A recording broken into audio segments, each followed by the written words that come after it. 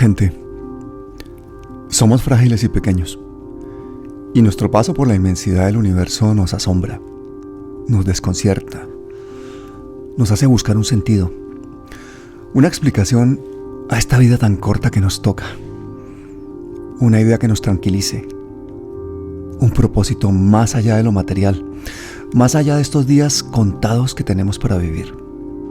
Esa necesidad nos ha acompañado siempre, en todos los tiempos y en todas las culturas, y en ellas se basan las religiones. Pero el programa de hoy no es sobre eso. El programa de hoy es para hablar de cómo algunos se intentan aprovechar de esa necesidad espiritual del ser humano para dominarlo, para estafarlo, para usar esa fe o esa necesidad de millones de personas bien intencionadas en su propio beneficio, e incluso para manipularlas y para someterlas a un poder político. Ahora oigan estas palabras de Nietzsche que dijo en su Zaratustra: ¿pero qué más es la historia del hombre sino vergüenza, vergüenza y vergüenza? Sacerdotes de la religión, del poder y de la justicia, qué asquerosas son sus iglesias, esos antros perfumados de empalagosos aromas. Desconfío de los que mandan y se pasan toda la vida hablando de su justicia, que al soportar el peso de quienes obedecen, corren el peligro de ser aplastados por sus esclavos. Que se los lleve el diablo. Pero ¿por qué nunca aparece el diablo cuando más se lo necesita?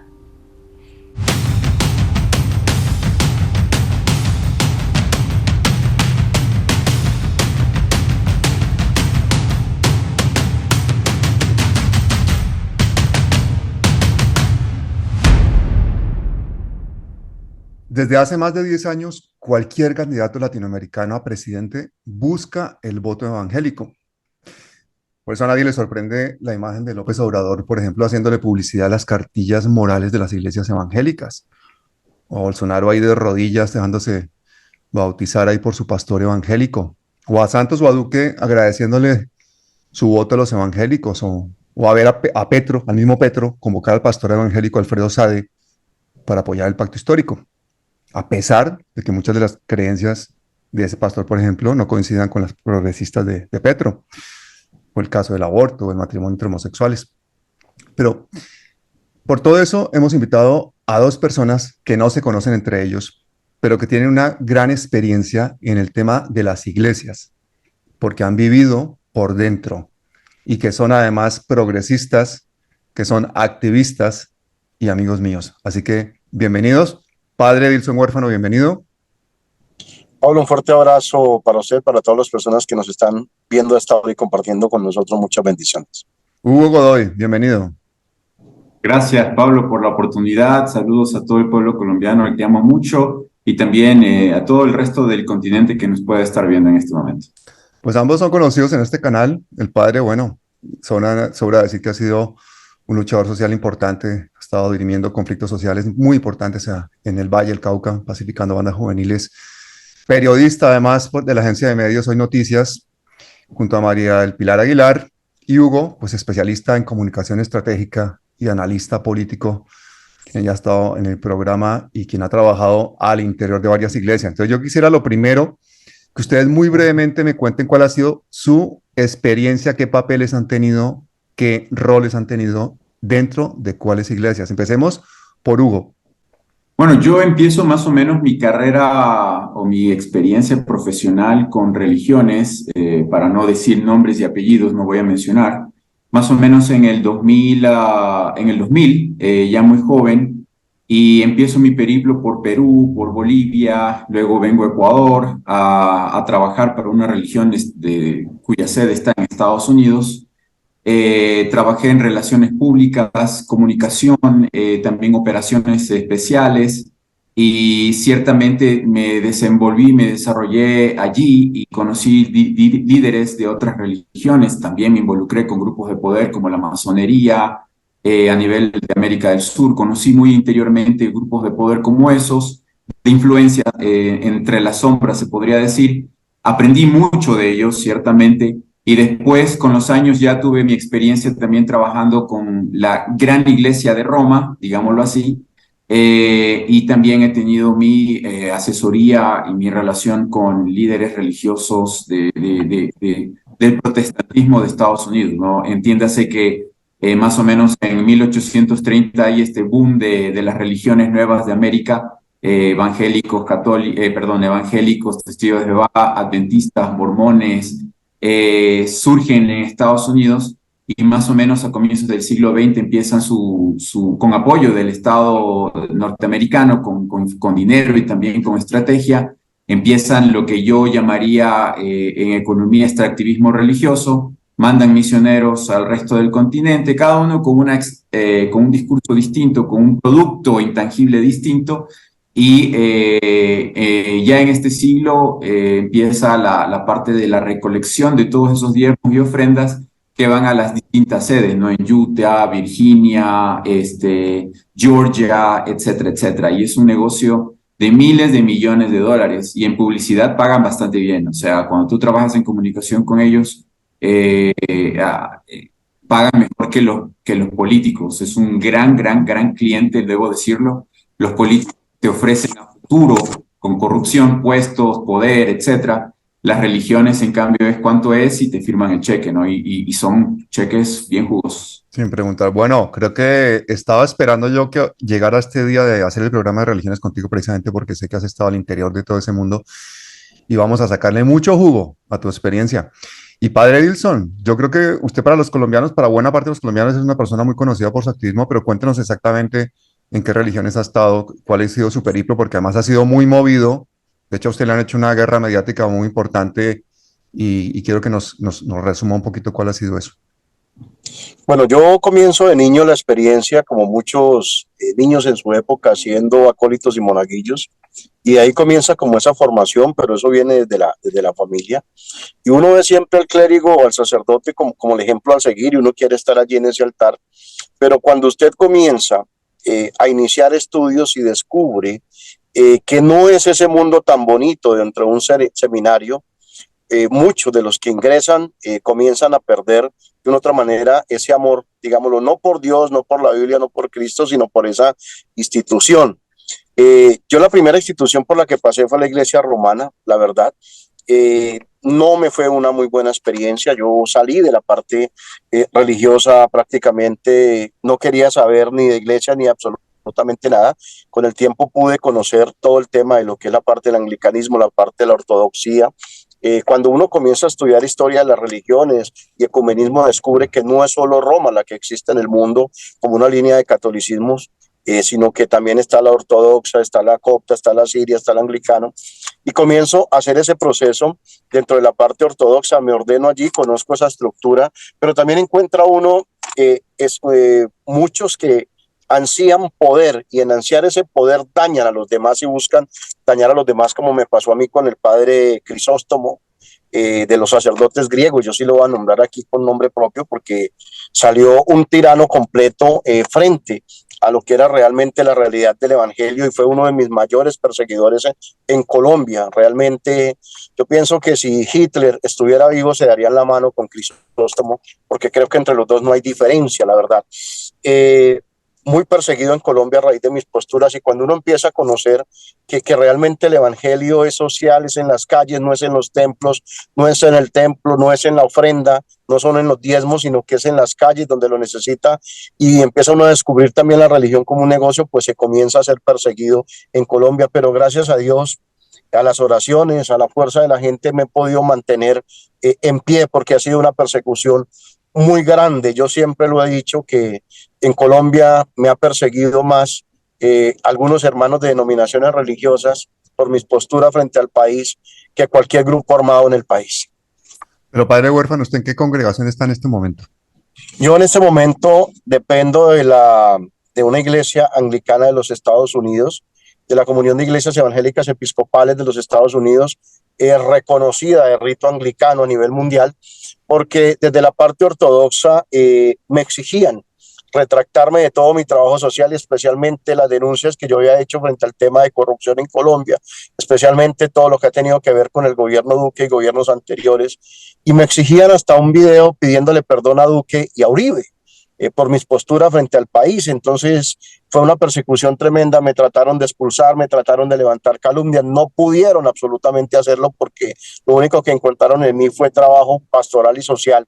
Y finalmente me logré encardinar con Estados Unidos, precisamente con esa iglesia de rito anglicano, de línea anglicana, que conocen mi trabajo, pero sobre todo también que es muy abierta hacia ese evangelio social. En la actualidad estoy con ellos y aquí me quedo y soportando persecuciones, pero firme que el evangelio es social y en las calles y que no es monetario un evangelio. Muy bien, bueno, para la gente que nos está escuchando hay que darle un poquito de contexto. Hay que decirle que, por ejemplo, en el año 1985, el 80% de los latinoamericanos eran católicos y que en el año 2017 eso había bajado hasta el 59%. La religión católica, la religión que heredamos cuando éramos colonias españolas, pues es una religión básicamente para conservar el poder y la gobernanza, ¿no? Y es un ejercicio totalmente centralizado. Y ahí yo recuerdo posiblemente de las mejores descripciones de lo que fue nuestra colonia, las hace pues Eduardo Galeano, cuando dice eso de que nos dijeron cierren los ojos y recen, y cuando abrimos los ojos, no, pero que le dieron la Biblia, ¿no? Ellos tenían la Biblia y nosotros teníamos la tierra, es la cosa. Y ellos tenían la Biblia y nosotros la tierra. Y nos dijeron cierren los ojos y recen, y cuando abrimos los ojos, ellos tenían la tierra y nosotros teníamos la Biblia. Yo la tengo. Vinieron, ellos tenían la Biblia y nosotros teníamos la tierra.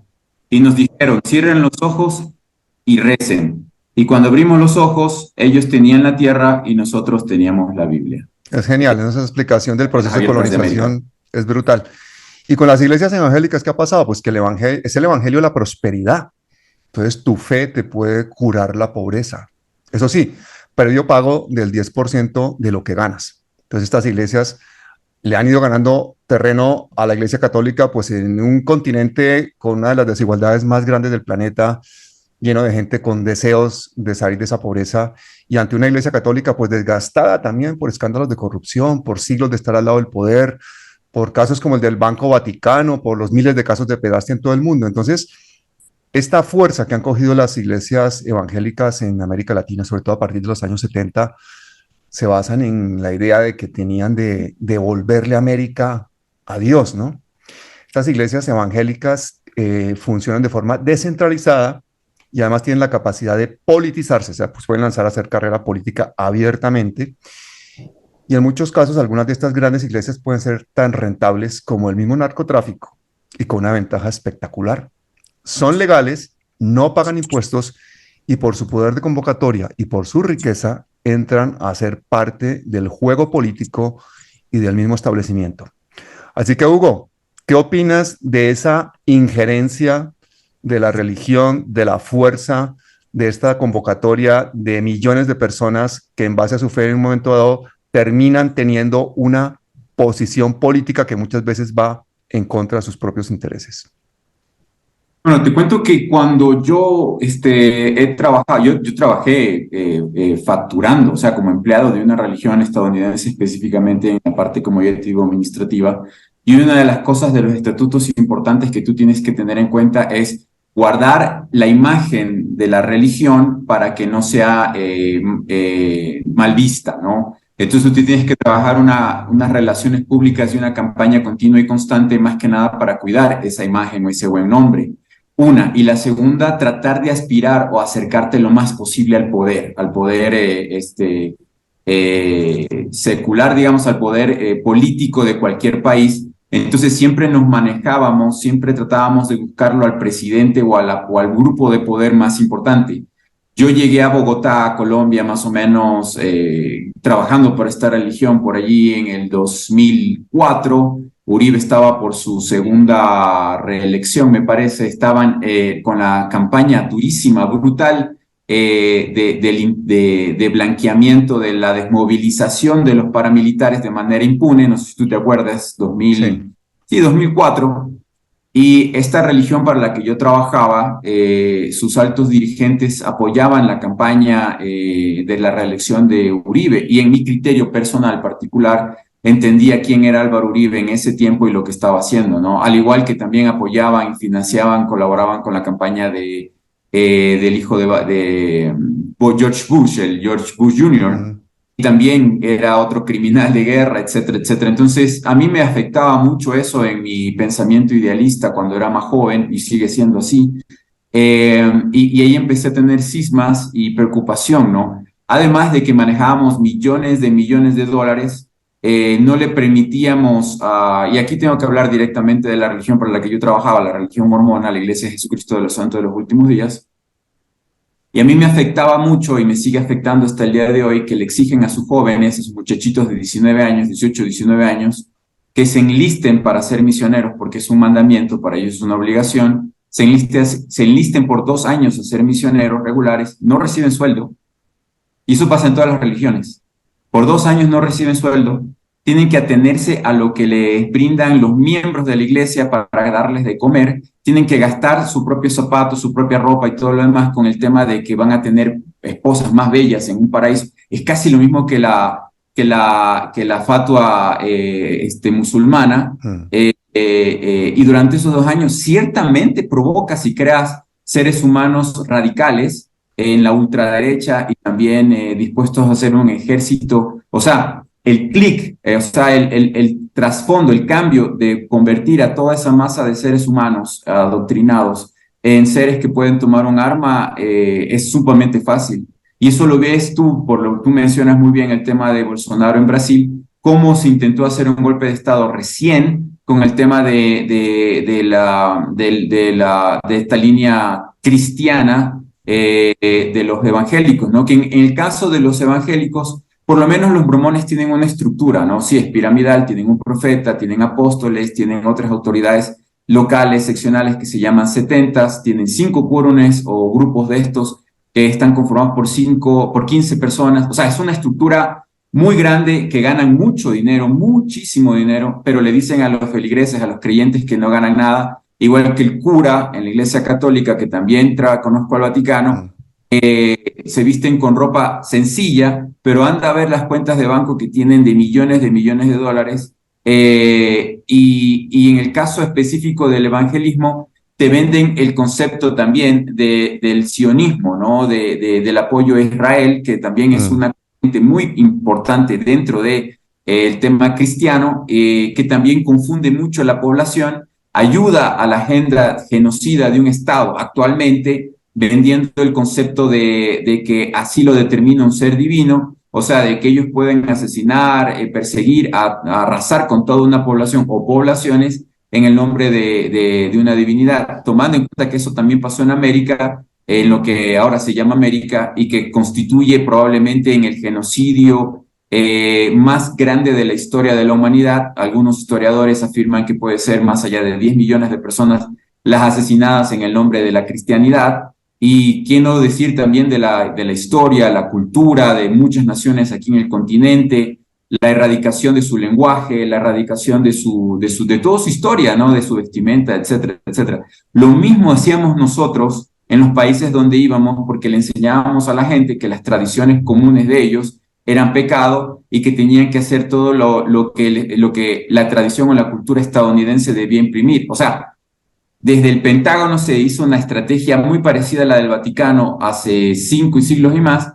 a norteamericanizar, estadounizar el resto del continente con este concepto que yo menciono y digo extractivismo religioso, que conlleva también el tema de que tú tienes que odiar tu identidad como colombiano, como argentino, como ecuatoriano, tienes que aspirar a ser estadounidense. Muchos de estas religiones, de la gente de estas religiones se mete aquí para obtener su visa y irse a Estados Unidos a vivir allá, y admiran, idolatran a Estados Unidos y consideran que sus dirigentes, los que gobiernan Estados Unidos, incluso son personas guiadas por Dios. Incluso recordemos God bless America, ¿no? Dios bendice a América, y existe ese excepcionalismo estadounidense que es adoctrinado en estas religiones. Lo sé porque he trabajado con los líderes de estas religiones y en verdad ellos creen que Sion, este concepto bíblico del pueblo unido de Dios, está en Estados Unidos, Sion se debe establecer en Estados Unidos,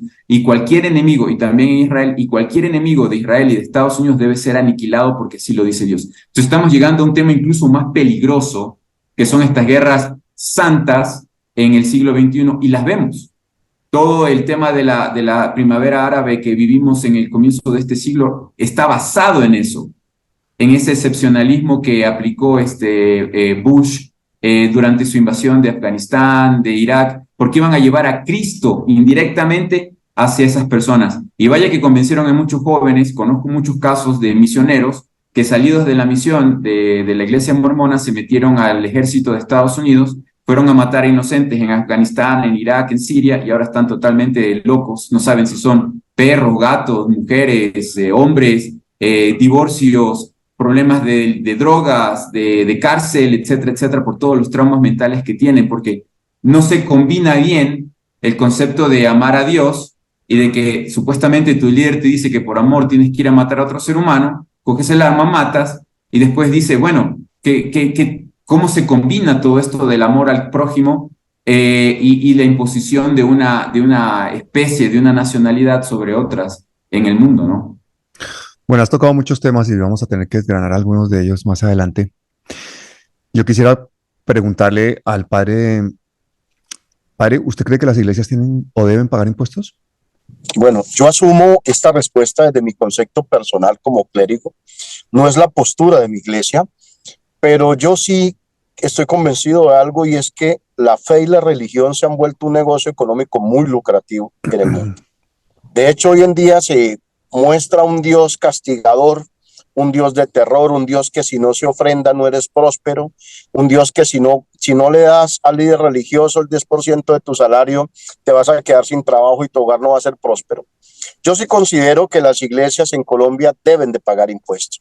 Lo que pasa es que detrás de esas iglesias hay unos poderes políticos y religiosos muy grandes, hay unos acuerdos políticos. La pregunta es, ¿cuántos congresistas tienen las iglesias en Colombia?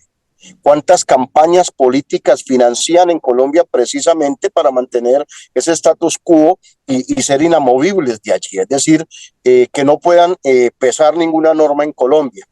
Yo me quiero referir, por ejemplo, y al gobierno nacional, de una u otra manera, le sirviera, por ejemplo, lo que le entra a una iglesia o las iglesias en Colombia. Y hay una cifra muy interesante del año 2019-2020, 4.7 billones de pesos recaudaron. Eso es mucha plata. Eso es demasiada plata. ¿En un año? ¿En un año, padre? Y claro, en un año, 4.7 billones de pesos entre el 2019 y el 2020. Ese fue el recaudo. Sin pagar impuestos. Sin pagar impuestos, es decir, 4.7 billones de pesos es lo que le está entrando a estas iglesias. Y de una otra manera, el patrimonio dentro de esos años, y es con cifras exactas, llegó a 13.5 billones de pesos. El patrimonio bruto de esas iglesias. Es decir, mire cuánta plata recibiríamos los colombianos si estas iglesias pagaran un impuesto. Pero bueno, realmente... Padre, y es que además hay más de 6.000 iglesias cristianas en Colombia. ¿Sabe cuántas hay en total hoy a la fecha? 9.681 me quedé corto, 9.000. Claro, pues esa cifra que usted plantea, sí fue hasta hace algunos años, sí. Pero durante el año pasado, las iglesias de una u otra manera crecieron considerablemente, pero hasta la fecha tenemos un total de que le acabo de decir, de 9.681 iglesias en Colombia, es decir, de diferentes denominaciones religiosas. Pero ¿por qué se da este fenómeno? Porque hay unas iglesias que son mega iglesias, ¿cierto? A nivel nacional, que solo las dirige una persona y máximo con la esposa, que tienen filiales en otras ciudades, pero que colocan una pantalla y no tienen pastores en esos sitios. Hay otras personas, otras iglesias, que pertenecen a unos concilios, digamos lo que son en este caso la Misión Carismática Internacional, y que hay muchos de los pastores que tienen allí estas iglesias que cuando obtienen la personería jurídica se retiran y se van y montan su iglesia aparte porque tampoco aguantan las presiones internas que tienen que vivir también, es decir, tienen que estar dando ofrendas mensuales, unas cuotas, digámoslo así, porque he tenido la oportunidad de hablar con varios pastores que hemos trabajado, hay unos pastores que trabajan conmigo los temas sociales, y ellos me decían, estamos cansados de las cuotas que tenemos que darle al pastor principal, es decir, venden la franquicia. Una pirámide. La franquicia. Exactamente, se vende esa franquicia y eso es lo que hace también que cuando ya obtienen la personería jurídica, muchos de una u otra manera se van separando, digámoslo así, como de esas filiales y comienzan a montar lo suyo. Pero yo sí estoy de acuerdo que si en Colombia realmente actuáramos conforme a la fe, a lo que dijo Jesús, cuando le preguntan de quién es la cara que está en la moneda, ¿cierto? Y Jesús, ¿o a quién debemos rendir tributo? ¿Al César o a Dios? ¿Cierto? ¿A quién le debemos pagar impuestos? Y Jesús le dice, ¿de quién es la cara que está en la moneda? Del César. Entonces, den al César lo que es del César y a Dios lo que es de Dios. A Dios lo espiritual y el evangelio, pero al César, en este caso Colombia, paguemos el impuesto, porque con esa plata de los impuestos se pueden hacer muchísimas obras benéficas de las que tanto hablamos en el púlpito. Y una de esas personas es John Milton Rodríguez, pastor evangélico con una congregación de más de 25,000 personas, quien apoyó el no a la paz de Uribe, que influyó muchísimo en esa confusión que se creó con la defensa de las políticas más conservadoras en cuestiones de género. Tiene una sede de más de 133,000 metros cuadrados allá. ¿Qué sabe usted de ese pastor padre y cuál es el poder político que tiene? Porque es este allá del Valle. Bueno, recordemos que sí, hay que hacer un histórico que él fue uno de los mayores patrocinadores de toda esa gesta de violencia en contra de quienes participamos de ese estallido social, que luego de manera cínica quiso ir a Siloé a lanzar su campaña presidencial y a decirle a los jóvenes, yo estoy con ustedes. Lo que él tiene de una u otra manera, desde su misión carismática internacional, es un emporio religioso. Él fue uno de los mayores opositores a que se pagaran los impuestos en Colombia, precisamente. Tiene un alto poder político en el país, eso no se puede desconocer, y de una u otra manera es de gran injerencia para colocar presidentes en el país, concejales, alcaldes también, porque siempre las personas que trabajan con él pues son encaminadas a lo que él diga. Él es una persona que en este momento sería un error desconocer que tiene un gran poder en el país, pero que también tiene un gran monopolio. Ahorita plantea colocar universidades a raíz de todo este tema de la religión. Y lo curioso de todo es que he conocido gente que ha ido allí a este culto y dicen, me tocó retirarme porque no me permitían llegar si no aportaba la ofrenda o no tenía el dinero. Entonces, este tipo de personas son esos sepulcros blanqueados de lo que hablaba Jesús, o esas razas de víboras de las que hablaba Juan el Bautista, precisamente, y son los que hacen que cada día más, de una otra manera, se distorsione la palabra de Jesús y ese evangelio social, ese evangelio humanista, ese evangelio que tiene que llegar a todos los sectores, porque realmente quien no tenga plata, quien no tenga tarjeta de crédito, quien no tenga la tarjetica para pasar en el datáfono, no es bien recibido en ese tipo de evangelios. Es decir, esos sepulcros blanqueados realmente no representan el sentir del evangelio, sino simple y llanamente representan una chequera muy amplia. Y aquí hay que decirlo, ¿no? Y yo creo que todas las personas que estén oyendo en este momento este programa de Palabras Mayores, pues seguramente que algunos ya se habrán retirado de ver este vídeo porque hay gente que no resiste que se hable nada en contra de su iglesia o de ninguna iglesia o de la religión o de ninguna religión. Pero realmente las religiones pueden ser también tomadas por personas que hacen una manipulación, hacen una ingeniería social y pueden realmente hacer barbaridades. La misma Iglesia Católica es un buen ejemplo de esto. Tenemos que ser todos autocríticos ante nuestra propia religión, defender nuestra espiritualidad, pero jamás una fe ciega en un ser humano, porque los humanos somos humanos. Cometieron diversos delitos durante una inversión en 2013 de unos 350 millones de euros en un edificio de Londres con dinero proveniente de los fondos del Óbolo de San Pedro, que recoge donaciones de católicos para financiar obras caritativas de los papas. Hace rato que a Dios lo convirtieron en un mendigo político que hace propaganda, rogando y comprando creencia. ¿Acaso un Dios sabio pediría que creyesen en Él? Un Dios que todo lo es, que todo lo puede, si pidiera, ¿no pediría más bien que se le descreyera y olvidara ¿Un Dios no es soledad suprema? ¿No detestaría un Dios decente que lo alabaran? ¿No pasaría mucha vergüenza? ¿No sería muy embarazoso para él verse a sí mismo escribiendo tablas de mandamientos como todo un burócrata? Dios no debe ser concebible por una mente. Si lo es, no se trata de Dios entonces, sino de una idea. Yo entiendo que muchos dioses tengan forma de animal. En cambio, no entiendo cómo podemos creer en un Dios que se parece tanto a nosotros.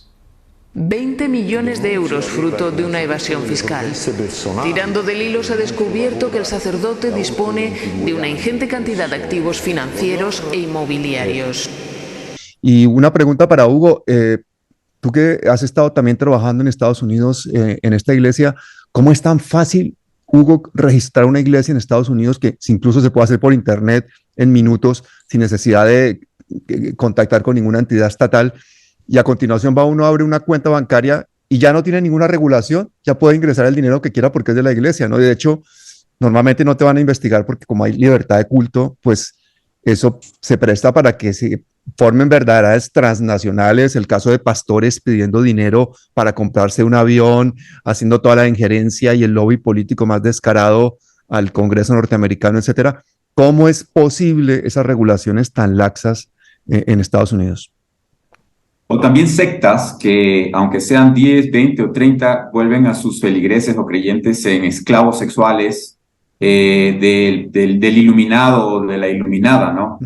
Y lo interesante, si tú investigas o ves la historia de Estados Unidos con respecto a la religión, muchas de las religiones mundiales que tienen hoy en día, de ellos, que hacen este tipo de extractivismo que yo menciono, se formaron por este tipo de sectas, ¿no? Primero fueron un iluminado o iluminada que decía tener contacto divino, etcétera, etcétera, y ahora tenemos lo que tenemos a nivel internacional, y han ido limpiando su imagen a lo largo del tiempo, ya no son esclavistas, ya no son machistas, etcétera, etcétera, pero el tema es que ese mismo proceso, ese mismo tratamiento de este tipo de organizaciones los vemos en América del Sur, en Colombia, en Ecuador, etcétera. Ellos no están obligados a llevar contabilidad, por esa misma razón tampoco pagan impuestos, no reportan sus ingresos definitivamente.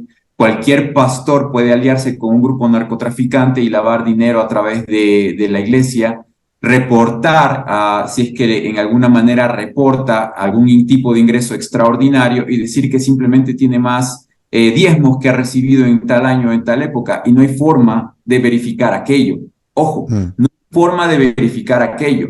En el caso específico de ciertas religiones que bancarizan los diezmos, te digo porque he trabajado en la parte administrativa con algunas de ellas, no tienes, cuando tú llevas el sobre al banco con el que tienen convenio, estas organizaciones, cada lunes, después del domingo de recibir, de hacer esta recolección en tantas y tantas y tantas capillas o iglesias, los pastores o obispos o lo que sea van y simplemente entregan un sobre con dinero, monedas o billetes, con una papeleta especial que ya crean con el banco, en donde dice simplemente cuándo se ingresa y la fecha, y punto.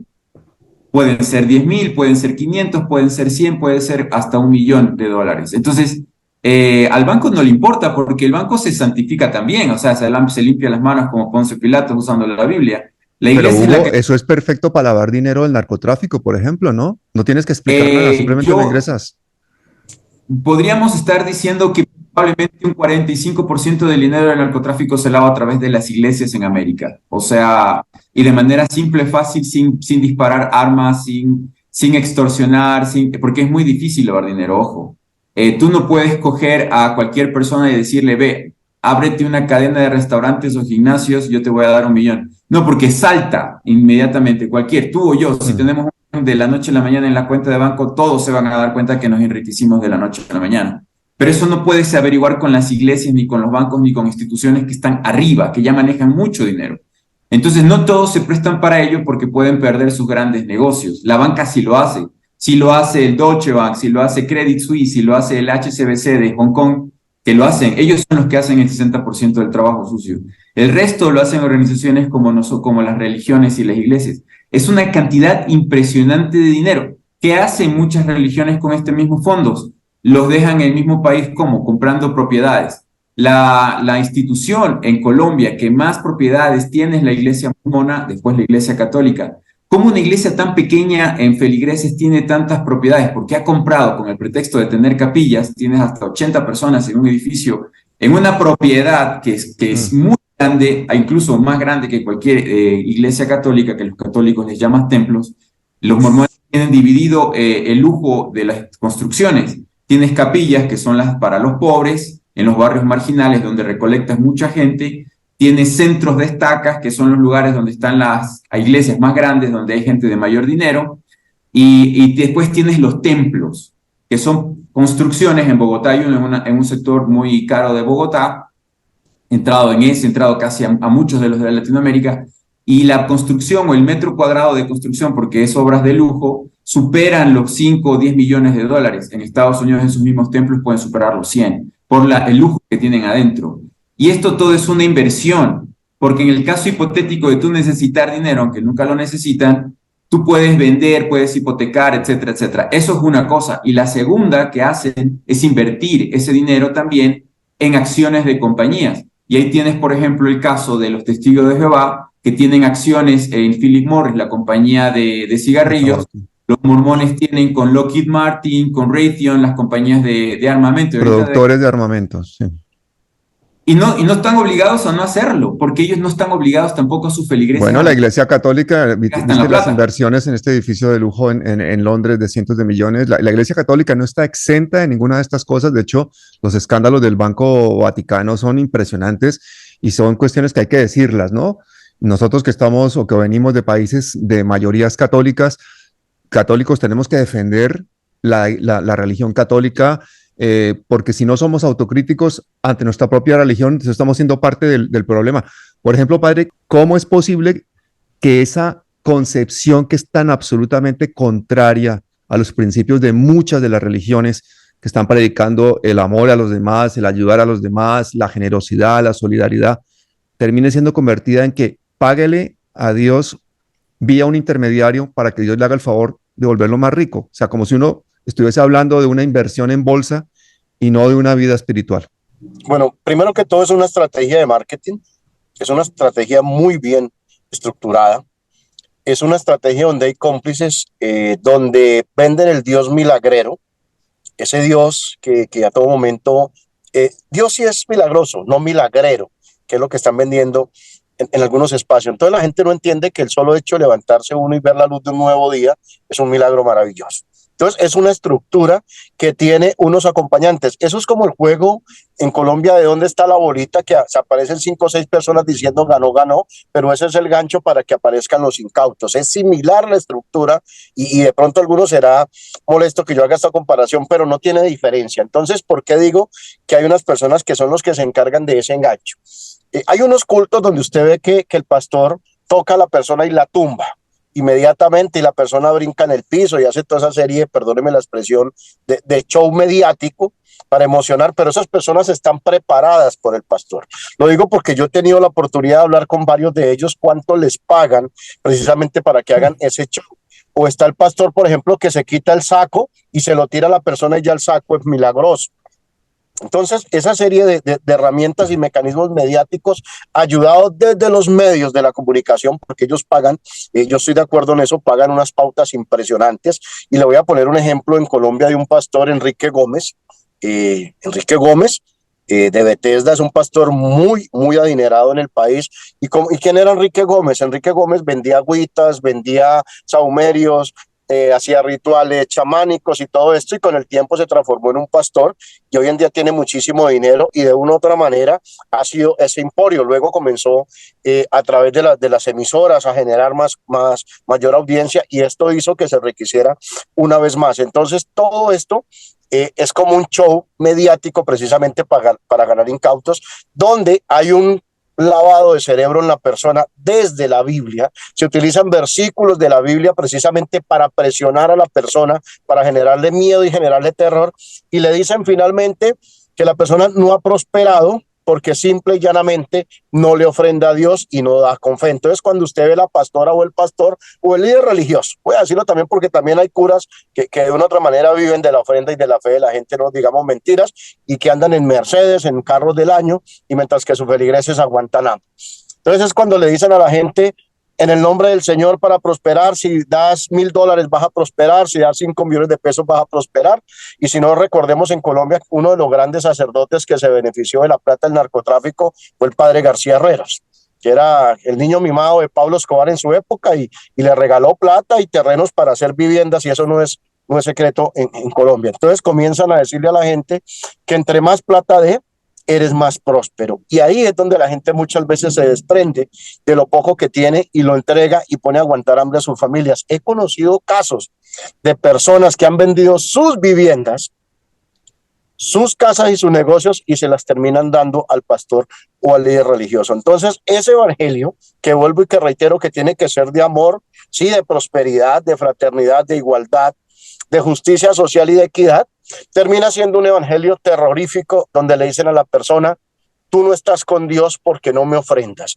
Y mientras que esa gente en ocasiones deja de darle de comer a sus hijos, deja de pagar arriendo y hasta pierde su casa, pues termina dándole la plata a un pastor como Cas Luna, y donde terminan dando en grandes jets, en grandes mansiones, y finalmente la gente totalmente alejada de lo que es el mensaje del evangelio de Dios. Yo sé que esto que estoy diciendo me va a traer unos problemas grandísimos, pero los asumo porque el evangelio no es negocio, la fe no es negocio y la ofrenda no es negocio tampoco. Hugo, hoy precisamente en la tierra del Padre está Carolina Corcho, la ministra de Salud de Colombia, con todo su equipo, con el senador Wilson Arias, con el congresista Alfredo Mondragón, con una cantidad de amigos de palabras mayores, defendiendo precisamente esa reforma que se está queriendo hacer sobre el sistema de salud en Colombia, que está manejado por unos intermediarios, ¿no? Por lo que llamamos nosotros las EPS, las empresas prestadoras de salud. Y es que esto es exactamente lo mismo.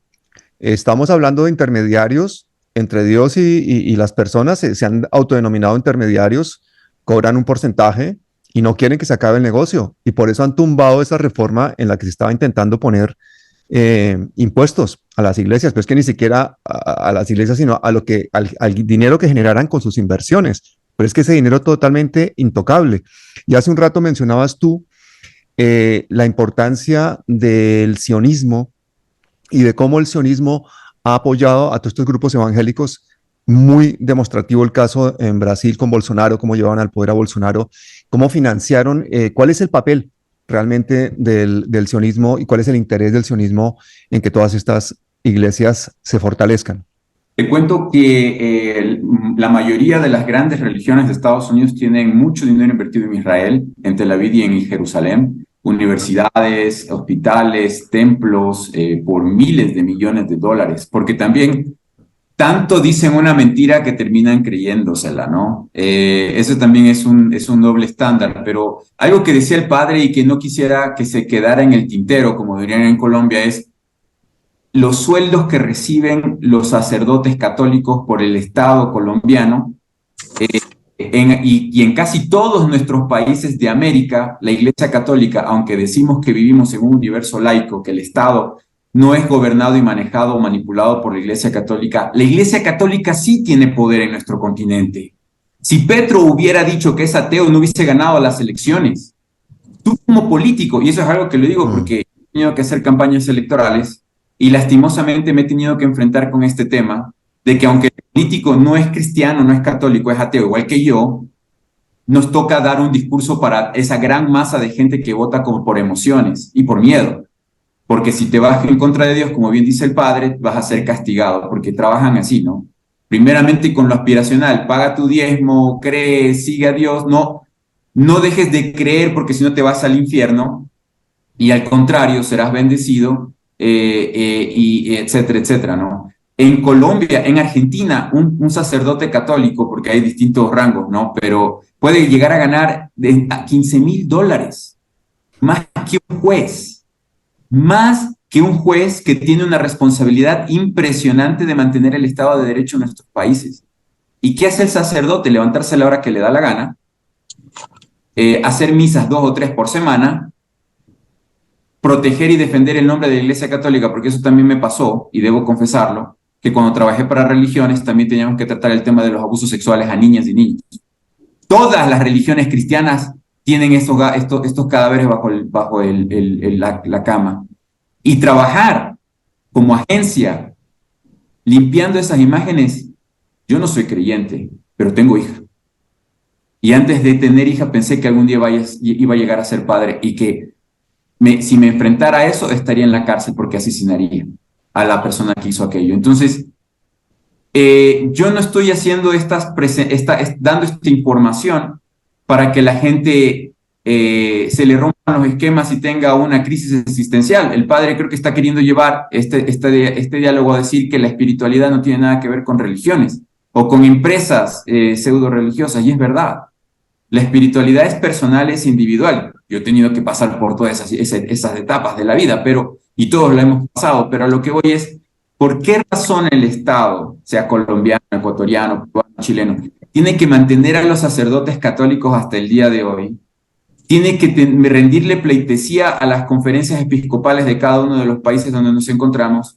¿Por qué los sacerdotes católicos tienen que aplacar o acallar al pueblo cuando sale a manifestarse? Pasó en Colombia en el 19, pasó en Ecuador ahora en el 21, que para cuando se ven complicado el poder, le piden por llamada telefónica a la curia, a la conferencia episcopal, a que interceda, lleve a diálogos con el pueblo, amance al pueblo, y todo se queda ahí, y el poder sigue, ¿no? Hay un cuadro maravilloso de Guayasamín, el gran pintor de América que es quiteño, que él en la Casa del Hombre, conocí este cuadro donde él en un rostro pone las distintas etapas del poder. El cuadro se llama El Poder, y en una parte grande está el sacerdote, violador, abusador, hipócrita, está el militar, está el político, ¿no? Pero todas estas ramificaciones del poder vienen primeramente por este clero profesional, porque es un clero profesional,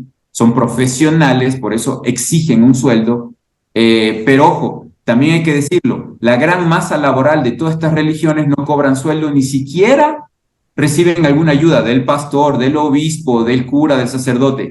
Esa gran masa es explotación laboral.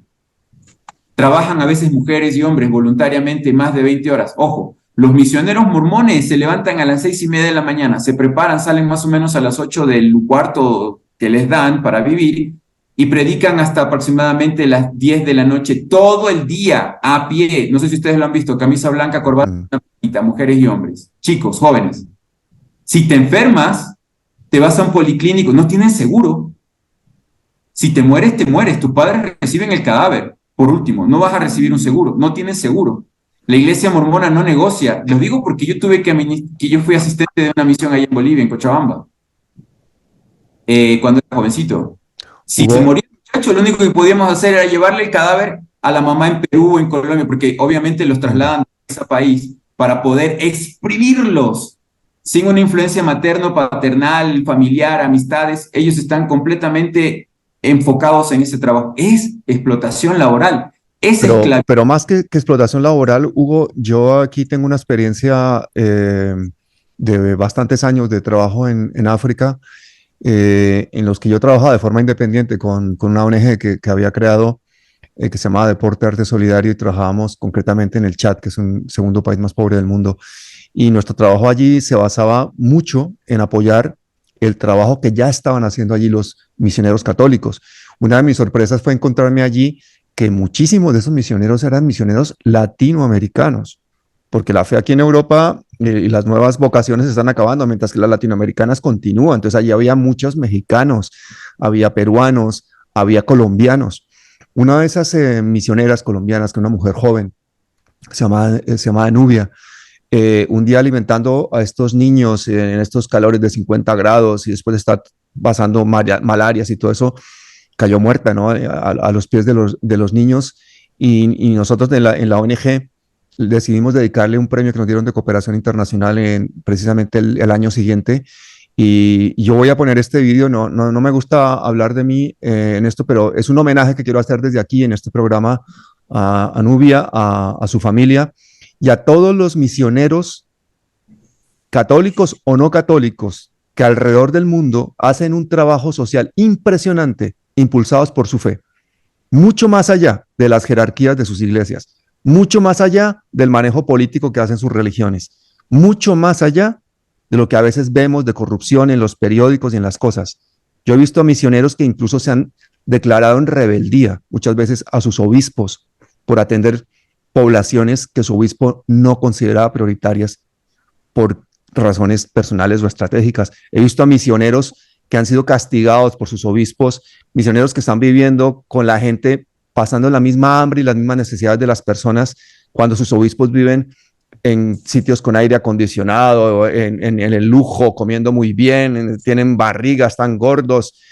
Ese tipo de cosas no es ninguna excepción en la Iglesia Católica. Y si uno mira, por ejemplo, cuánto ganan los misioneros católicos en el mundo, son cantidades absolutamente infames, no les alcanza ni para sostenerse a ellos. La Iglesia pretende que sean las comunidades las que los sostengan, cuando son poblaciones, por ejemplo, las del Chad, que la gente en verano y en las épocas de mayor sequía tienen que sacar de los hormigueros los granitos que las arenas que las hormigas van depositando, los sacan de ahí las mamás para con esos granitos hacer una papilla, mezclarla con agua, con la que encuentren y darle eso a sus bebés.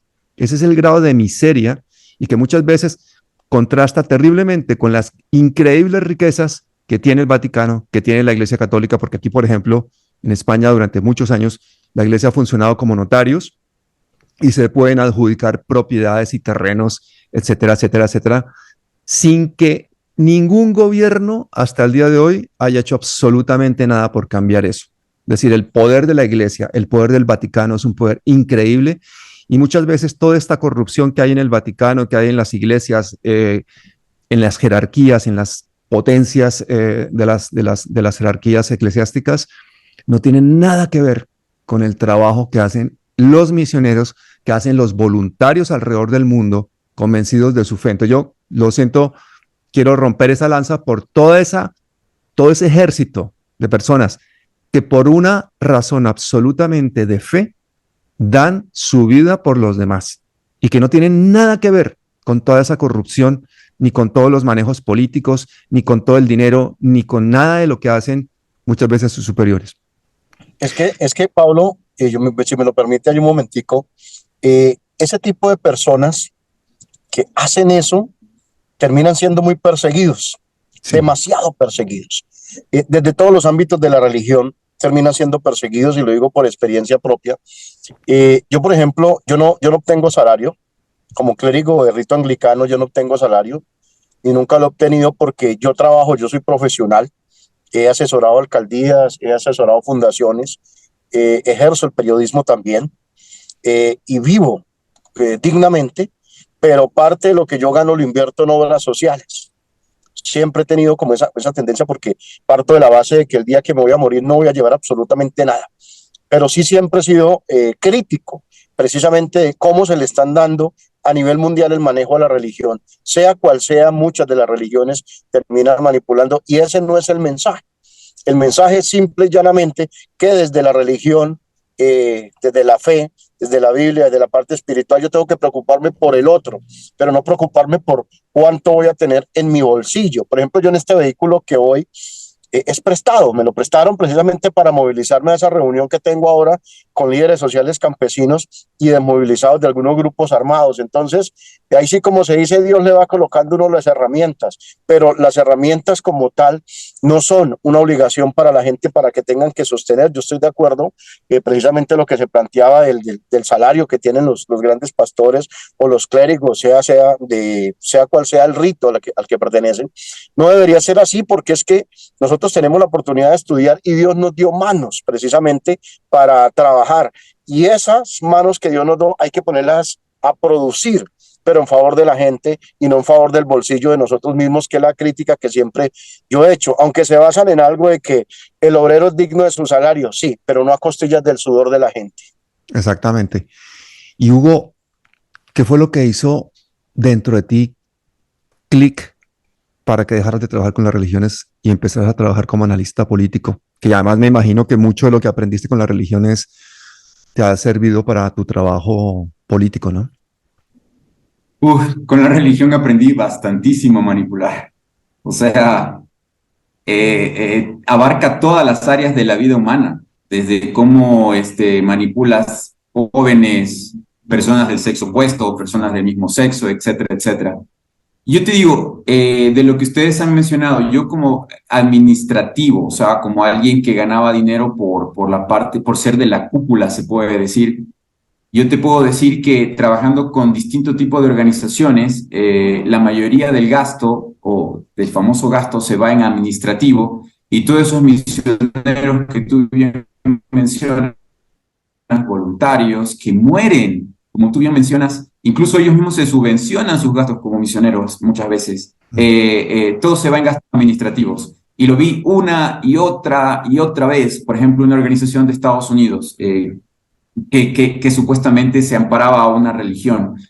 Va a ser escuelitas en Centroamérica. Hacían una escuelita, gastaban, y todo donación, minga, voluntariado, etcétera, etcétera. Si invirtieron algo, sería más en publicidad para dar a conocer esa gran obra de haber hecho una escuelita a toda la población.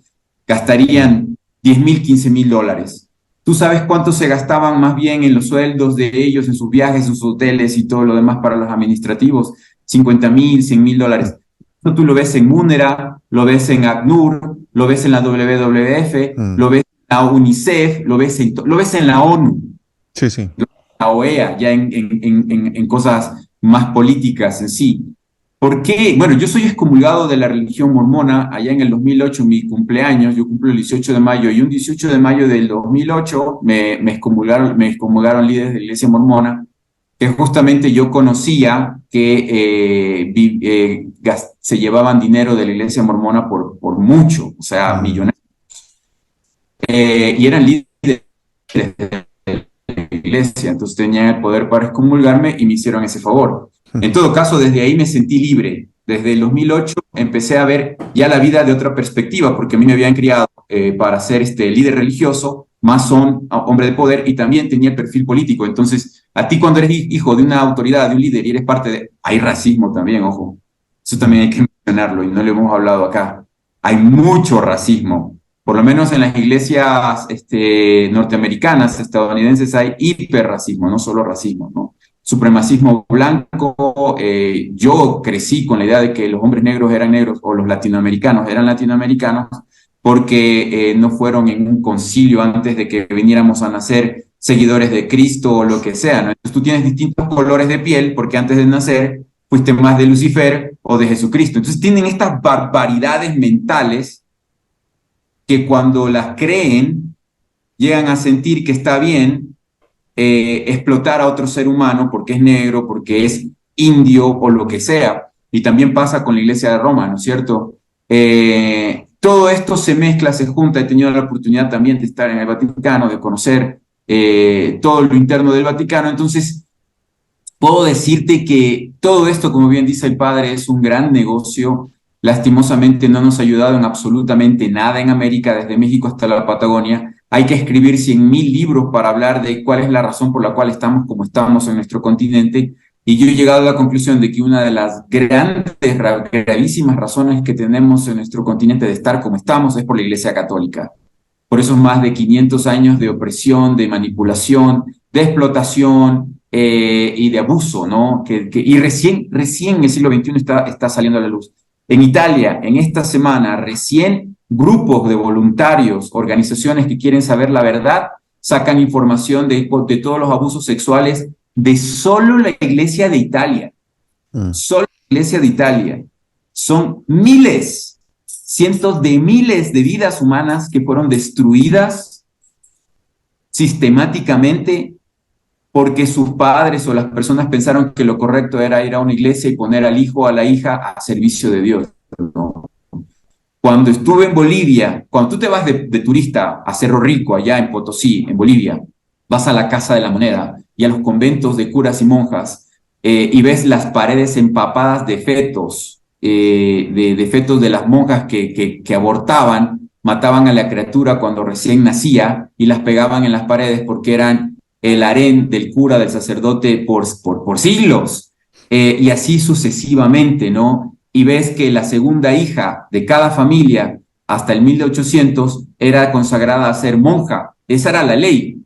Así como para los mormones la ley es que cumples 19 años y te tienes que ir como misionero o te irías al purgatorio. Entonces, toda esa manipulación nos tiene como nos tiene actualmente. Todavía no existe una revolución, una liberalización de nuestras tierras, de nuestros países, de nuestra cultura, de ese dominio de la religión, que es parte fundamental de por qué Álvaro Uribe Vélez fue presidente de Colombia tantos años, por qué ganó el no en vez del sí por la paz en Colombia, por qué Bolsonaro casi vuelve a reelegirse en el Brasil y por qué seguiremos teniendo corruptos en nuestros países ganando elecciones simplemente porque van a misa cada domingo.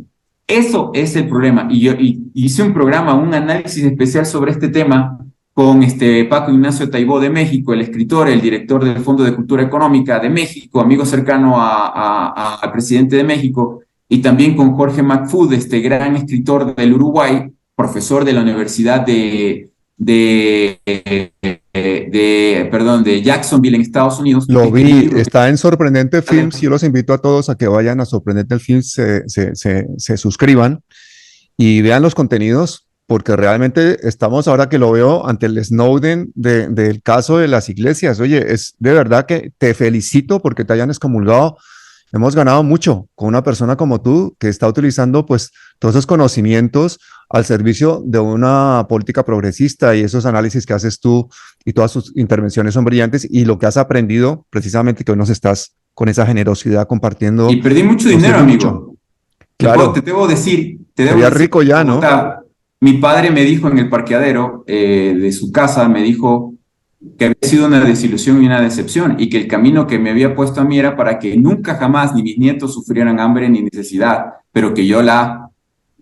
Ah, tu padre era el que quería que tú estuvieras dentro de las iglesias. Padre. Sí, yo estaba emocionándome aquí frente al tema de Hugo, porque yo dije, Hugo trabajó con diferentes denominaciones religiosas, la experiencia, manejó recursos. Yo dije, ya tengo quien me va a diezmar, hombre, ya quien me va a ofrendar en Colombia. Oiga, padre, una cosa, ahora que Hugo habló de Álvaro Uribe, ese discurso de Álvaro Uribe, tan paternalista, cuando habla a la gente de hijitos, todas esas referencias que hacen, eso no es mucho influencia de todo esto, no es parte de la manipulación. Yo creo que ustedes me analicen esta pregunta a ambos, porque yo creo que nuestros políticos, sin necesidad de ser figuras de una iglesia concreta, tienen ese discurso religioso de manipulación ya inherente a sus propias vidas, a su propio ejercicio de la política, y eso también consigue arrastrar a mucha gente, ¿o no, padre? No, ellos son expertos, a ellos cuentan con unos asesores que les permiten orientarlos frente al discurso de la religiosidad popular. Lo que yo llamo así religiosidad popular es frente al discurso que deben dirigirle a los diferentes escenarios dependiendo de la organización religiosa a la que pertenezcan. No es que ellos sean hombres de fe, lo que pasa es que muestran un rostro a conveniencia, y en esta parte ellos crean un marketing para demostrarle a la gente que realmente están con ellos y que son hombres de fe, como por ejemplo políticos que entran a los templos y se arrodillan y los graban orando. Eso es una estrategia también que se hace muchísimo en Colombia, o los políticos que van a las comunidades indígenas, por ejemplo, y hacen un rito ancestral, aunque ellos manejan una parte espiritual y ancestral muy distinta, pero lo hacen. Eso también es un espacio religioso. O cuando entran, por ejemplo, y se hacen bautizar en un río, pero esto lo hacen simple y llanamente a conveniencia y para ganar adeptos, para mostrarse ante el país.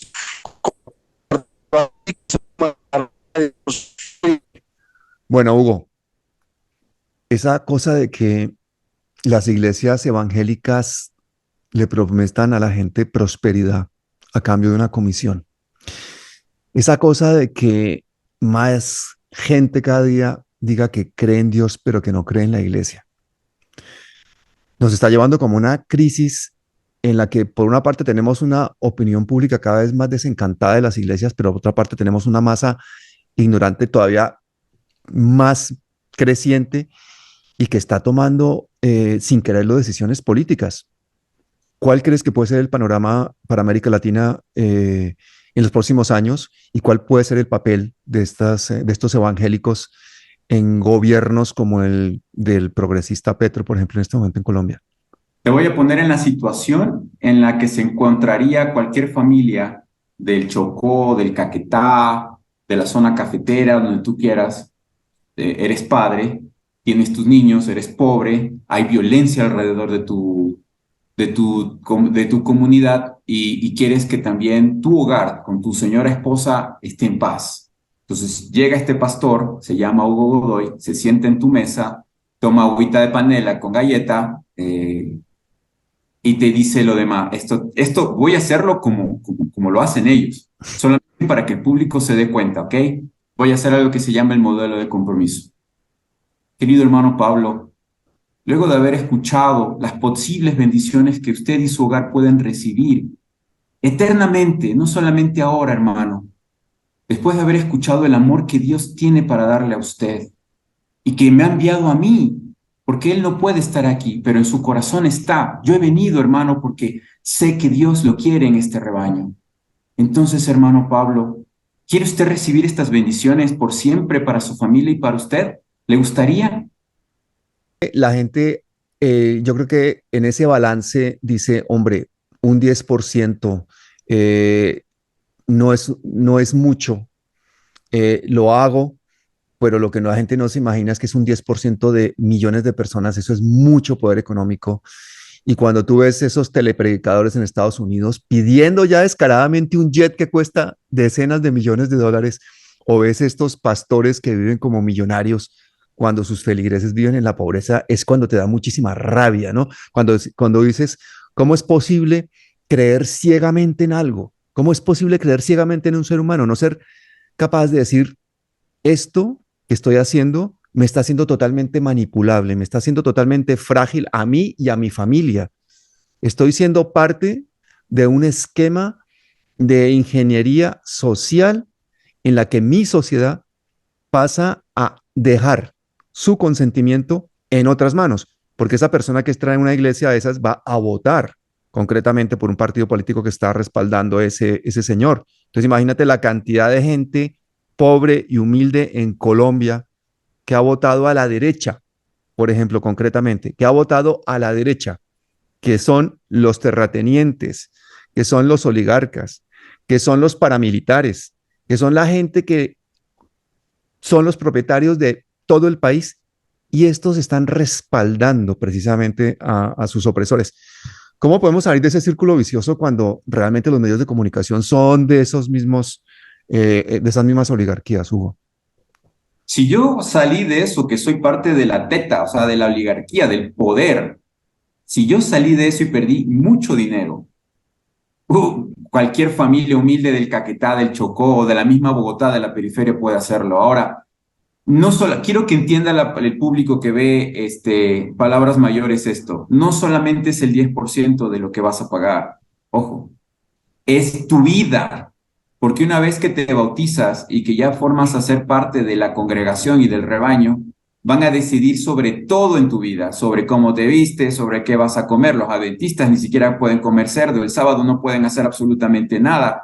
Los mormones no toman café, no toman alcohol, los testigos de Jehová no pueden bailar, no deben bailar. O sea, formas parte de una estructura que te controla completamente. No puedes estudiar lo que tú quieres estudiar, no puedes trabajar lo que tú deberías estudiar. Y ojo que te voy a decirte una cosa, estadísticamente las pseudoiglesias cristianas bautizan montones y montones de mujeres y de madres solteras. El gran cliente, aunque buscamos hombres porque ganan más, y ojo, cuando yo era autoridad y líder en Bolivia, a mí de Estados Unidos, yo en mi misión, donde la que yo trabajaba, amigo querido, te tengo que decir, éramos sumamente exitosos, bautizábamos por montones. Llegué a regalar tantos libros de mormones, los mormones se conocen por ese libro, que fui la misión que más libros de mormón repartió en un periodo determinado. Me prohibieron hacerlo, me prohibieron utilizar las imágenes con copyright de la iglesia, porque yo soy un experto en comunicación y mi cerebro manejado y llevado hacia ese camino era una cosa impresionante, brutal. Y yo creo que menos mal que me alejé de eso, porque hubiese sido algo devastador. Pero más allá de eso, a lo que voy es, van a controlar tu vida y la vida de tus hijos. Y en el caso de las mujeres, van a manipularte de tal forma que van a impedirte poder ser mujer y vivir tu feminidad. Porque, claro, estas religiones son hipermachistas, son conservadoras, no puedes ser ni siquiera pastora, dirigente, ni siquiera ganarte de esos diezmos. Tienes que casarte con un líder para poder vivir bien como que por el sueldo o la ganancia que ese líder te va a dar a ti y a tus hijos, ¿no? Porque ellos no hacen la reforma todavía. ¿Van a ir a esa reforma? Obviamente que sí, porque ahorita en Estados Unidos tienen un cisma con el tema de la homosexualidad y los derechos de las mujeres, porque eso es lo que se está moviendo en este tiempo, en este siglo, ¿no? Y tú ves a Francisco en Roma abriendo espacios, cediendo mucho para que esa pequeña cantidad de americanos, de esa gran cantidad todavía de americanos que siguen a la Iglesia Católica y que la mantienen, por eso Francisco es el Papa, y no un alemán, un francés o o qué sé yo, un italiano, es ahora un sudamericano, el siguiente será o africano o también sudamericano, porque la gran masa de pobres son nuestros clientes particulares, como cuando yo era religioso, ¿no? El rico no te va a aceptar porque el rico ya vive bien. El rico dice, ¿para qué me voy a ir del sistema que me permite ser rico y cambiar? Sería algo estúpido. Más bien el miserable, el que no tiene, es el que está buscando una salida para su miseria, para su pobreza, para su drogadicción, para la violencia que ha sufrido, etcétera, etcétera. Y ojo, aquí debemos ser sinceros. Vayan a terapia. Un obispo, un sacerdote, un pastor no te va a curar esa violación, ese maltrato de toda la vida. Más bien va a agravar esa condición, te va a volver a un ser eres más manipulable para ellos y vas a sufrir muchísimo más. Anda, ve a terapia profesional. Hay jovencitas y jovencitos que estudian décadas por ser excelentes terapeutas profesionales que te van a ayudar. No todos los terapeutas tampoco son buenos. Busca a alguien que realmente dé con el clavo y te ayude con los problemas emocionales que tienes, porque son problemas que se tienen que tratar clínicamente, profesionalmente y con responsabilidad, porque el pastor al final puede destruir la vida de miles de personas, pero no lo puedes llevar a la cárcel por el discurso o el mensaje que da cada domingo, ¿no? Ellos no tienen esa responsabilidad legal. ¿Debería? Posiblemente sí. Por lo menos moralmente sí tienen responsabilidad, pero no van a la cárcel. Una vez que destruyen toda una congregación, se van a otros países, a ciudades pequeñas, y ahí vuelven y empiezan de cero a hacer sus credos. Me acuerdo de un pastor estadounidense que lo encontré en la Panamericana en Bolivia, en la Blanco Galindo allá en Bolivia, que creó una iglesia nueva que se llamaba Agua Viva de la Roca, me acuerdo. Y tuvimos una pequeña discusión con muchos pastores, las he tenido en muchos países, y yo sabía que él venía huyendo de Estados Unidos, de defraudación y otro tipo de cosas. Vienen aquí a Sudamérica a seguir haciendo sus tonterías, en donde las leyes incluso son más laxas en ciertos temas de abuso, y así sucesivamente, ¿no? Entonces tenemos que abrir los ojos. Si tal vez pensamos que cualquier persona que golpea nuestra puerta en el nombre de Dios viene con buenas intenciones, pues abramos los ojos. Eso no es real, eso no es cierto. Y bueno, ciertamente hicieron su gran negocio hasta los 90. Ahora han decaído bastante, los diezmos se han bajado bastante. Ahora la nueva moda es a lo evangélico, no te exijo muchas cosas, simplemente es un tema ligero. Acordémonos de estos de Pare de Sufrir del Brasil, que con el tema de venderte la agüita del Jordán, la cruz consagrada, etcétera, etcétera, viven recontra bien, no te están exigiendo celibato, ya no te están exigiendo irte de misionero un año, ahora te están vendiendo baratijas para ponerlas sobre el televisor. Son cosas tan mercateras. O sea, coges un vaso de agua, la pones sobre el televisor y el pastor dice, cuando las televisiones eran grandes, y el pastor de esa pseudo religión de Brasil decía, yo voy a hacer una oración en este momento, como los del Club 700 también de Estados Unidos, en este momento voy a bendecir el vaso de agua que está sobre la televisión. Y la gente después se la bebía. O sea, y tenías que ir el sábado o el domingo a aportar la donación, o por cuenta de banco, por celular, por cualquier tipo de manera, para que tú puedas ser bendecido. Nuestra Sudamérica está siendo saqueada y manipulada porque realmente la pasamos mal, pero parte de la culpa de lo que estamos viviendo mal es de ellos. Ellos en la Iglesia Católica por siglos exprimieron al pueblo diciéndole que no era necesario que fuera a las universidades, que se educara, que lo importante era seguir la Biblia, pagarle al cura por el matrimonio, por el bautizo, por la primera comunión, por la confirmación y por cualquier X cosa, y así tendrías las bendiciones. Y cuando no se daban las bendiciones, ¿qué es lo que te dicen? Oh, lo que pasa es que las bendiciones son en el paraíso. Eres pobre, pero serás bendecido en un futuro. Que te gobiernan corruptos, que te exprimen, que te suprimen. No te preocupes, tú recibirás más en la segunda vida. ¿Qué te confirma, mujer u hombre? ¿Qué te confirma a ti que va a venir esa bendición más después? Cuando el mismo Salvador, el que decimos todos creer, el Jesús el Cristo, decía que había que irse contra esas cúpulas de poder, escribas, fariseos, y que las personas deberían ser protegidas, que los pobres deberían ser alimentados, que la prostituta no debía ser juzgada, sino que debía ser acogida y ayudada, etcétera, etcétera, etcétera. Entonces, no vivimos una verdadera práctica de incluso ese cristianismo que se escribió más o menos por el 1400, por el 400, perdón, de nuestra era pseudo-cristiana, decidida desde Roma. Yo creo que tenemos que liberarnos, tenemos que leer, tenemos que investigar, hay demasiados libros, hay demasiada información en el siglo XXI. Una cosa que a mí me ayudó mucho fue tener internet. Cuando yo era líder religioso, lo que tenías que hacer era, de vez en cuando te encontrabas con un libro, por casualidades de la vida, escrito por algún investigador que hablaba específicamente de un tema de la religión que te atañe a ti en historia, y ahí encontrabas algo de información. Pero ¿qué pasa con los miles de personas que no tienen acceso a esos libros, que son limitados? Hoy en día tienes internet, no todo es real, no todo es verdad. Investiga, analiza, compara, lo mismo que te dice la religión. Lee, escudriña, interpreta, entiende, luego pregúntale a Dios. Incluso les digo, si ustedes creen, pregunten, si creen en la oración y todo ese tipo de cosas, pues hagan ese mismo ejercicio de decir esto que he leído, que dice que esta religión se formó para manipular, para engañar, para quitarme dinero y que tiene tantos casos de corrupción. ¿Es real eso? También cuestiónense esa parte, ¿no? Porque nuestra Colombia no nos ha servido de nada ser hipercristiano y conservador. Colombia es uno de los países más conservadores de todo el continente. Votamos y votamos y votamos por religiosos. Hasta el mismo Petro tuvo que decir y consagrarse para la religión en esta última ocasión. Y en el caso de Perú, la misma señora Boluarte, que está matando a tanta gente, fue consagrada por el obispo de Lima para decir que se santifica todo. ¿De qué nos ha servido más de 500 años de eso, señoras y señores? ¿De qué? Si no somos un territorio de paz, para nada, somos la zona más peligrosa del planeta, por la violencia, por las armas, narcotráfico, trata de personas. Yo no he conocido, yo he sido amenazado y perseguido por sicarios colombianos, en alguna ocasión. Ninguno de ellos, porque como soy analista y interpreto, he llegado a sacarles información. Ninguno de ellos era no creyente. Yo era el no creyente.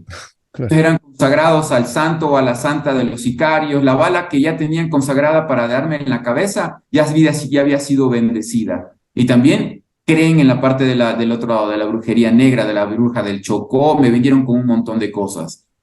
Como dicen en Colombia popularmente, con un chorro de babas.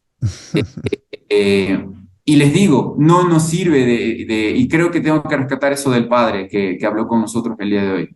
Mi criterio particular, y para responderte al final esa pregunta, es que la espiritualidad es individual, es personal, cada cual debe seguir su propio camino, no debe seguir el camino que otro ser humano le dice que debe seguir, sino ¿para qué sirve el libre albedrío? Sigue tu propio camino, busca tus propias respuestas y seguramente las vas a encontrar.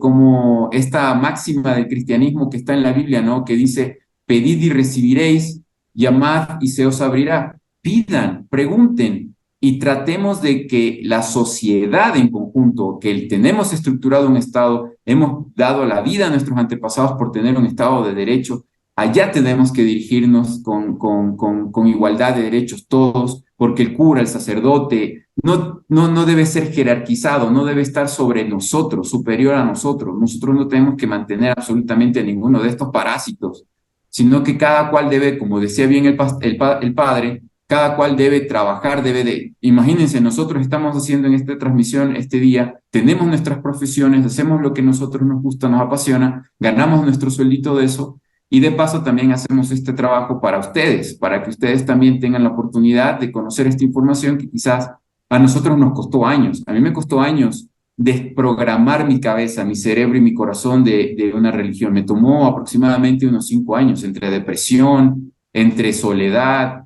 entre viajar, entre investigar. A mí me tomó muchos años desprogramarme, querido Pablo. No me tomó de la noche a la mañana. El tema de la desprogramación toma décadas en algunos casos. A mí me tomó unos pocos años, pero era joven. Cuando tú vas subiendo tu edad, aumentando tu edad, es mucho más difícil. Cuando llegas a los 60, 70 años, es casi imposible que dejes la idolatría a la virgencita o algo por el estilo. Y es un privilegio escucharte, y la verdad que has sido muy generoso contarnos todo eso, que realmente es como una confesión, todo lo que nos has hecho, ¿no? Ver las dos partes, el dentro y el fuera de esta manipulación de la iglesia, manipulación que lleva a que muchísima gente incluso le laven tanto el cerebro que defiende a su pastor, incluso cuando a su pastor lo pillan cometiendo crímenes. Y es que la última pregunta que yo le haría a la gente es realmente, si usted necesita un Dios que haya que pagarle para hacerle un favor, ¿usted no cree que ese Dios es un poco sospechoso? ¿Usted no cree que tener que pagarle a Dios para que le haga un favor o tener a un intermediario que tiene la exclusiva de ese contacto con Dios, yo creo que esa es una espiritualidad que hay que replantearse? Y más cuando ese pastor pertenece a una iglesia que puede ser un negocio incluso más rentable que el narcotráfico porque es legal, no paga impuestos. Entonces yo quisiera desearte de verdad, de todo corazón, que muchísimas personas escuchen este testimonio, que lo compartan, porque me parece un testimonio de vida importantísimo. Yo creo que es una de las entrevistas que más pueden revelarnos sobre el espíritu humano y la manipulación que se hace sobre la espiritualidad. Tú has manipulado a personas, tú has sido manipulado, tú te has liberado, ahora eres un analista político, eres un progresista y utilizas todo lo que has aprendido en ingeniería social precisamente para ayudar a los demás. Entonces, Hugo, yo quiero darte las gracias, pero de corazón, toda esta generosidad, verdad que no tiene palabras. Espero que estés una y mil veces en palabras mayores. Tenemos muchos temas que analizar y mucho que trabajar por Latinoamérica. Querido Pablo, más bien a mí, gracias infinitas por la oportunidad de hablar con la gente que quiero, que son ustedes los que están viendo este programa. Ciertamente lo que yo viví me afectó. A mí hasta la fecha me duele mucho todavía el que yo haya, porque yo también fui misionero regular 2 años, por eso hablo de propia boca. Pude haber hecho muchas cosas en esos años de juventud. Dejé el fútbol que me encantaba. Tú sabes que para ser deportista a los 17, 18, hasta los 21 años importantísimos. Y no, muchos de estos jóvenes truncan sus sueños de niño y de adolescente por irse de misioneros. Y cuando te bajas de ese avión, cuando terminas ese tiempo, solamente queda un tome asiento, muchas gracias, nada más.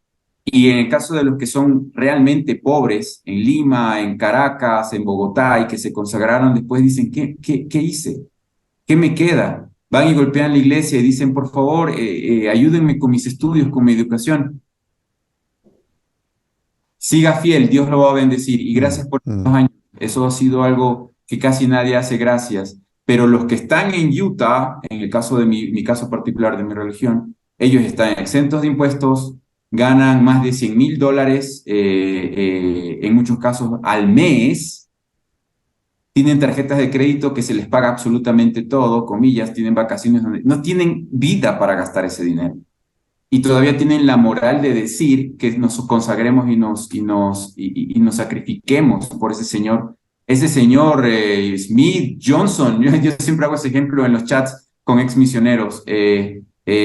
Cuando me dicen es que el señor, ¿cuál señor? El señor Uribe, el señor Pérez, el señor, qué sé yo, el señor Bolsonaro, porque nuestro sacrificio no está bendiciendo a ningún ser superior, no está ayudando, está colaborando con señores del poder aquí en nuestras tierras, señores pastores, obispos o lo que sea, ¿no? Entonces, tenemos que ser un poco más realistas de la situación. No, afuera no es que vamos a sufrir ese pavor, ese terror que nos dicen que vamos a pasar cuando nos desconectemos del culto, como le dicen en los evangélicos, ¿no? De la iglesia o de la capilla o lo que te dice el cura, el sacerdote. Es un gran paso de fe hoy en día en el siglo XXI para nosotros los americanos, no para bautizarnos, no para ingresar en estas religiones. El gran paso de fe, señoras y señores, es salirnos de ese esquema, dar el paso de decir yo puedo, yo sé, yo tengo fe en mí mismo, en mí misma, Y si existe un Dios, yo tengo fe de que me va a apoyar porque mis intenciones no son malas, en absoluto. La libertad, mi querido Pablo, es la cosa más maravillosa que he disfrutado luego de alejarme de una religión. La libertad de aceptarme como soy, como hombre y lo que quiero en mi vida. Y en la religión mía era un pecado ser socialista, incluso yéndose hacia el lado del comunismo. Y tenía que callarme, tenía que ocultar mis ideas, mis creencias, mis pensamientos de izquierda. En mi casa, con mi familia, hasta el día de hoy, mi madre es ultraderechista en Italia, y no hablamos mucho porque terminamos discutiendo, ¿no? Soy el único de izquierda de toda la gente con la que crecí. Tengo amigos de crianza que son millonarios, viven muy bien, porque las corporaciones también van a la par de esto. Tengo amigos que son gerentes de marketing a nivel planetario para la Nestlé, porque hay grandes compañías que son mormonas, porque se invierte dinero en ellas, Marriott, los hoteles, compañías. Yo hubiese podido tener esa oportunidad de tener acceso a un banco o alguna institución que también me hubiese dado, si no era con la iglesia, tal vez con una compañía internacional. Y mírame, independiente, tratando de hacer patria, y no tengo los Mercedes ni las vacaciones 2 veces al año, 2 vacaciones por año, en cualquier paraíso del planeta, ¿no? Tengo las que a veces puedo tener con mi familia, pero me siento bien, estoy libre, Pablo, y puedo hablar y decir lo que antes se me prohibía. Eso para mí es ya todo hecho, estoy feliz. Eres libre, me alegra muchísimo. Y como lo prometido es deuda, yo quiero que le rindamos un homenaje a los misioneros de cualquier religión que trabajan por los demás. Y no solo a los misioneros, a toda la gente que alrededor del mundo hace voluntariados, toda esta gente que trabaja de verdad de corazón, porque a veces decimos, no, es que los directores de ACNUR, de UNICEF, que ganan millonadas, que las transnacionales están, no sé qué tal, sí, pero hay una cantidad de voluntarios que ganan muy poco y que hacen un trabajo maravilloso, y es gente que han sido movidas por su deseo de un mundo mejor. Una de ellas fue Nubia, y por eso este video que pongo a continuación, ya para cerrar el programa, fue el homenaje que le rendimos hace unos años. Disculpen la calidad del video, pero eran otras épocas. Alguien lo grabó con un teléfono y ahí queda eso. Así que muchísimas gracias a todos. Y Hugo, hermano, me alegro que te hayan excomulgado y un abrazo muy fuerte. Hasta luego, Pablo. Hasta luego.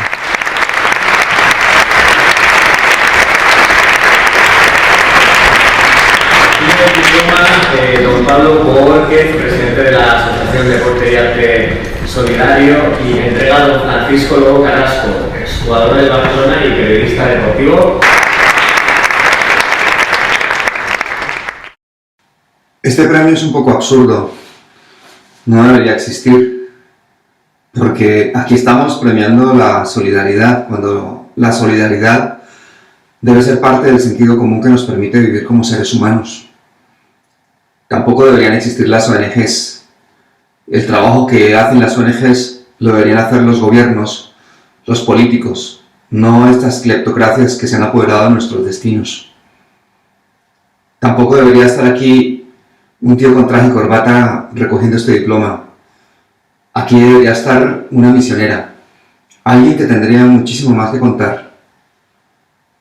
Alguien como Nubia Villar Otero, una misionera colombiana joven que falleció el sábado pasado en el Chad, cuando solo llevaba 5 meses trabajando allí.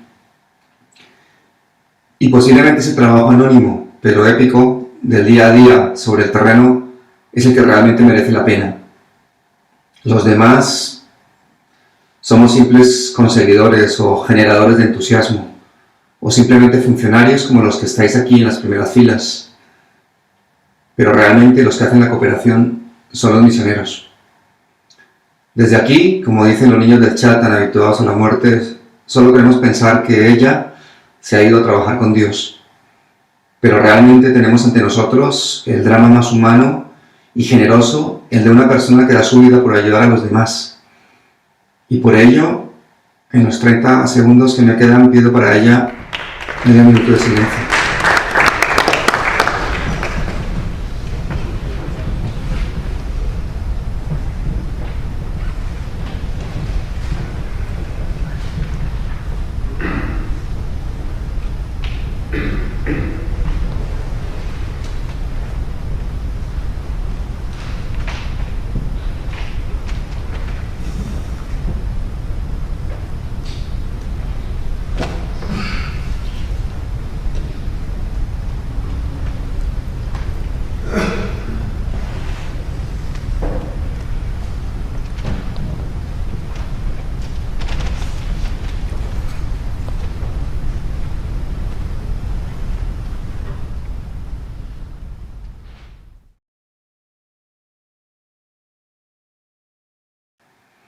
Desde aquí quiero darle una buena noticia a Nubia, donde quiera que esté, y es que vamos a cuidar de esos niños por los que murió, que no los vamos a dejar solos, que surgen apoyos cada día para el chat como el de la Federación Española de Baloncesto, cuyo presidente José Luis Sainz me ha dicho hace unos minutos que empecemos a trabajar con Jorge Garbajosa ya, que se suman al proyecto del chat. Me gustaría que esto llegara a los oídos de la familia de Nubia, porque es una buena noticia, ellos que saben las muchas necesidades de esos niños, y nosotros que sabemos lo fácil que es ayudar desde aquí. En un mundo ideal, la fundación de un gran equipo de fútbol, de mi equipo favorito, no debería decirme que no le interesa ayudar a los jugadores de fútbol más pobres del mundo, que son los niños del chat. Por eso desde aquí también quiero invitar a los que supuestamente hacemos cooperación a que nos abstengamos de la cobardía y que vayamos a donde de verdad se nos necesita. No puede ser que la ayuda internacional no llegue a estos sitios, donde por ejemplo los fondos de UNICEF son manejados por una dictadura, con el resultado de que muchas veces ni siquiera llegan las vacunas a los niños. Aunque si hablamos con los funcionarios de Naciones Unidas en Ginebra, nos cuentan desde sus lujosas oficinas que están cubiertas las necesidades para el chat, pero claro, ellos no van al terreno. La desinformación llega al punto de que si ponéis la palabra chat en Google no encontráis casi nada, como si no existiese, cuando en realidad son 12 millones de personas, de las cuales 7 millones son niños, y viven secuestrados en la miseria absoluta, bajo el poder de 2 multinacionales. Desde aquí, y en nombre de todos, quiero dar gracias a la familia de Nubia, por haber dado una hija que ha brillado en la cooperación, y que más allá de las creencias religiosas que podamos tener cada uno, solo podemos sentirnos pequeños y rendirnos ante la dimensión humana de personas que como ella son capaces de dedicar su vida e incluso de perderla por ayudar a los que de verdad lo necesitan.